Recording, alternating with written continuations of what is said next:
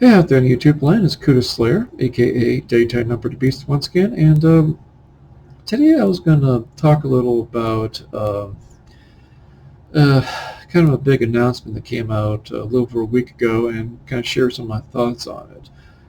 Um, basically, back on February 11th of this year, Games Workshop announced that they were going to put a selection of their games, their Warhammer 40k models, on a so-called rotation cycle, and basically stop production on them, and at some point, quote unquote, bring them back.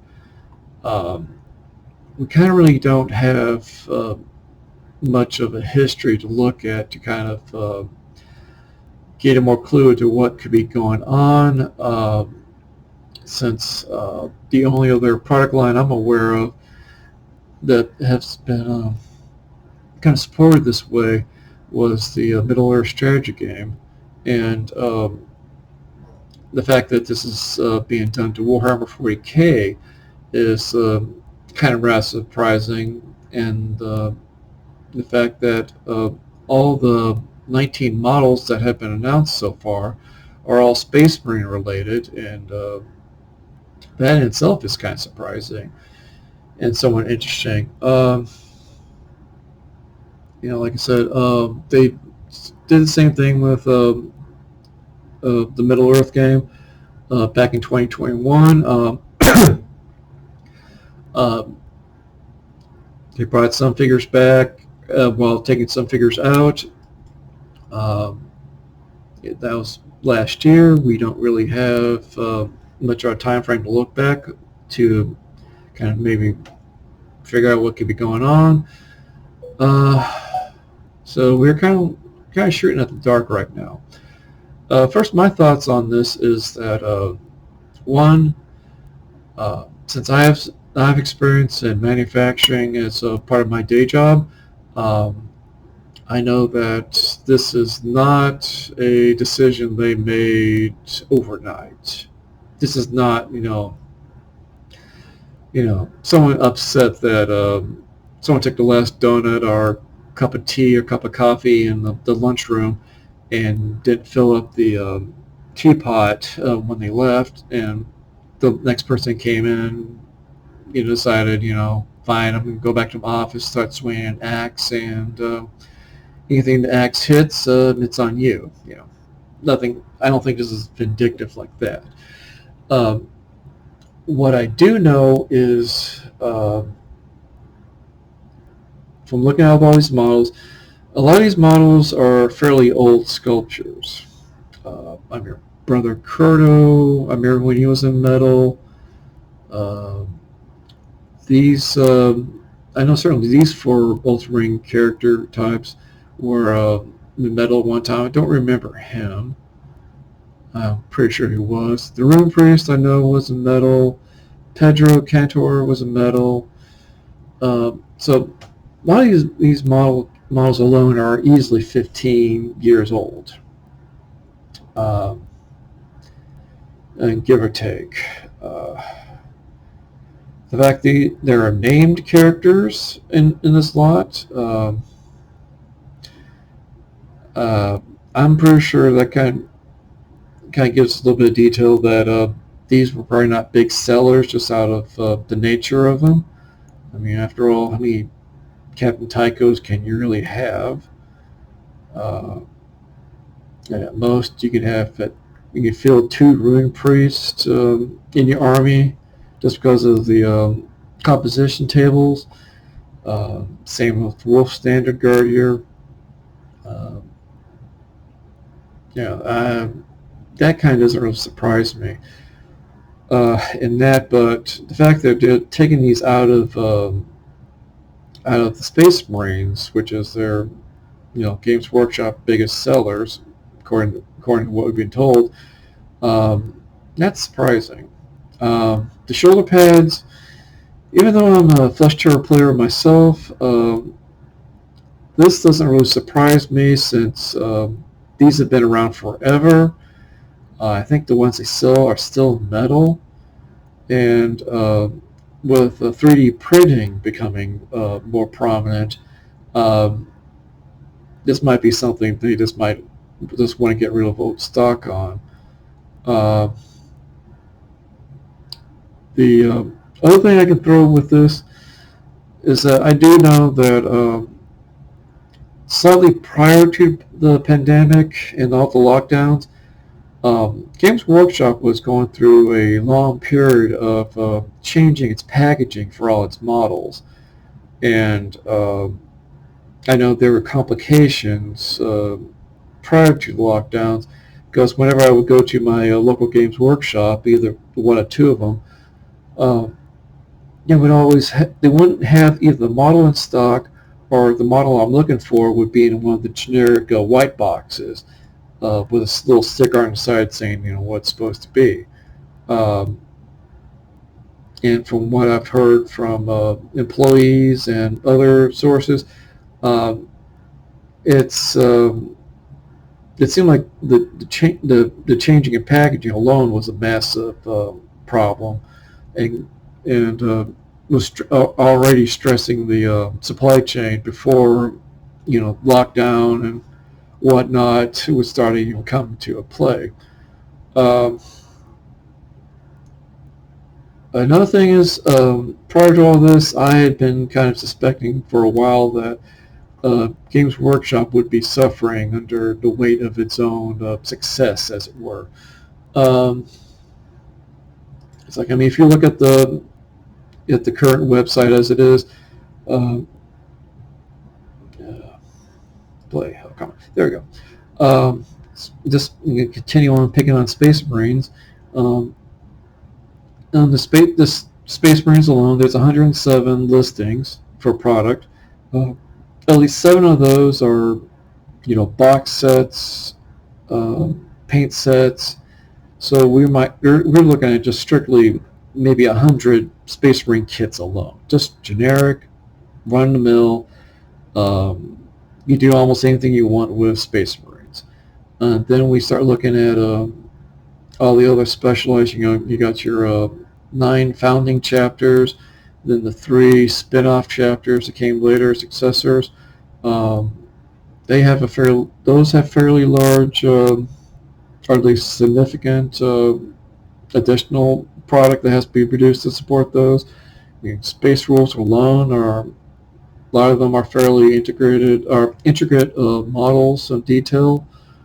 Uh, this alone, that's a lot of product to produce. And then we start getting into the others like the Demptosaurus, Custodes, Mechanicus, uh, the Imperial Guard. I'm sorry, I don't care what you call it. It's still Imperial Guard to me. Inquisition. And then, of course, you got the Chaos Forces, even though Chaos Marines still use some of the Space Marine kits themselves, but not too many of them.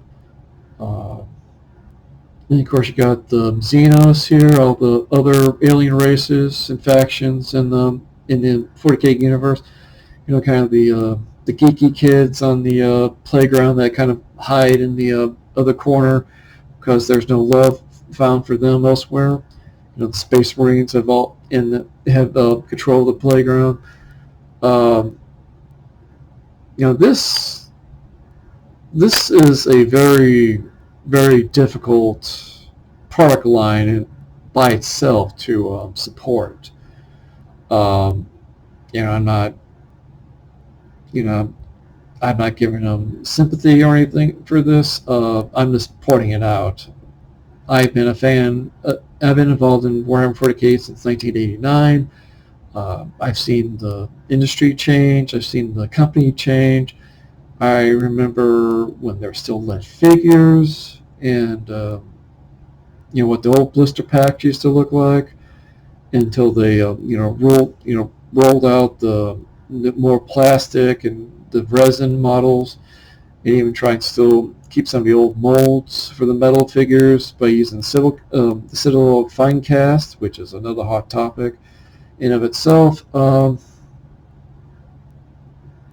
not surprised that they're doing this rotation thing, and I'm kind of wondering where they'd be going next. I mean, you got other problems like I know I hear a lot from a lot of elder players that a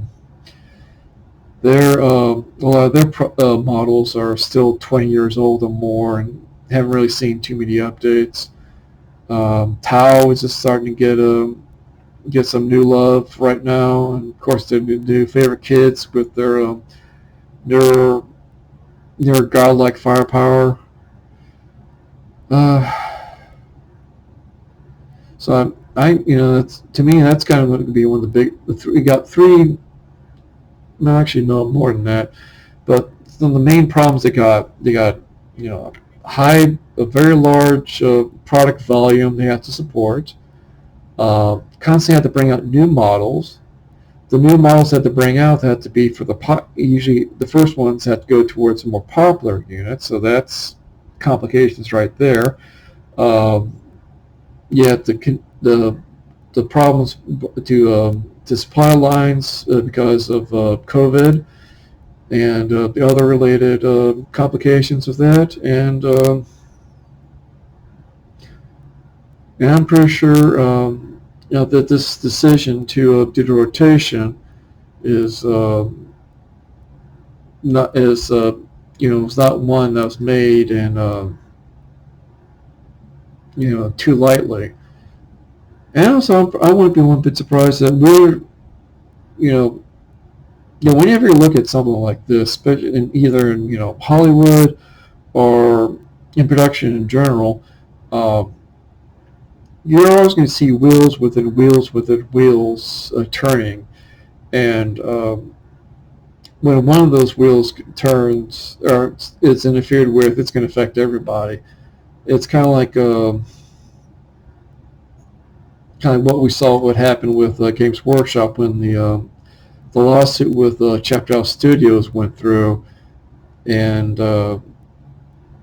because no one left this party unaffected. Everyone got punched above the belt and then several times below the belt. And then, of course, this was in April 2013, and then in 2017, that's when we see all the changes brought about with the Primaris and the other lower shakeups. Um, it's interesting. Just what this lawsuit alone did to the company and the industry at large, and I'm pretty sure we're still have yet to see what the decisions or the effects of the lawsuit are gonna. Dang, okay. Am I the only person that has problems with the games store website? Oh, come on. Anyway, it's like these two guys. I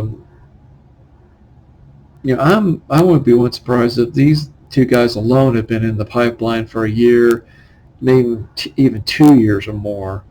Um, Whenever you get your hands on one of these, double check on the sprue and see what the date is stamped on. I'm pretty sure it's going to be 2020 stamped on it.